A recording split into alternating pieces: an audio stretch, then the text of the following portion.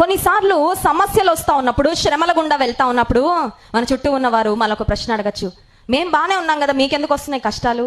మీకు ఒకటి పోతే ఇంకొకటి వస్తుంది, రావచ్చు. ఈ లోకంలో జీవిస్తా ఉన్నప్పుడు సమస్యలు రావచ్చు, శ్రమలు రావచ్చు. దేవుని వాక్యంలో ఆల్రెడీ వ్రాయబడింది, నీతిమంతునికి కలుగు ఆపదలు అనేకములు. కానీ దేవుడిస్తున్న ఆ భరోసా ఏంటంటే, దేవుని బట్టి మనకు కలిగిన ధైర్యం ఏంటంటే, మనకు కలిగిన శ్రమలన్నిటిలో నుండి మనల్ని విడిపించే దేవుడు మన పక్షంగా ఉన్నాడు. యెషయా గ్రంథం 59వ అధ్యాయం 1వ వచనంలో కూడా మనం చూసినట్లయితే, రక్షింపనేరకయుండునట్లు యెహోవా హస్తము కురుచ కాలేదు, విననేరకయుండునట్లు ఆయన చెవులు మందము కాలేదు. Hand of the lord is not two short to save.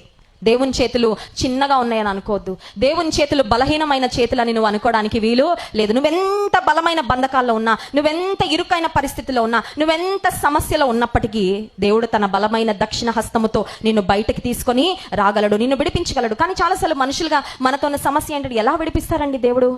నా మేధస్సుకు అందడం లేదండి, నా థింకింగ్కు, నాకు, నా ఊహకు అందడం లేదు. నా శత్రువు ఇంత బలమైన శత్రువు, నా సమస్యలు ఇంత పెద్ద సమస్యలు. ఇలాంటి సమస్యలు వచ్చిన వారు ఆ సమస్యలలోనే వారి జీవితము అంతమైపోయింది. How is it possible? ఒక మాట చెప్పమంటారా? దేవుని బిడ్డలుగా మన బాధ్యత, మనల్ని విడిపించే దేవుడు ఉన్నాడు, ఆయన విడిపిస్తాడని నమ్మడమే తప్ప, ఇలా విడిపిస్తాడా అలా విడిపిస్తాడా అని ఆలోచించాల్సిన పని మనది కాదు. అంత మాత్రమే కాదు,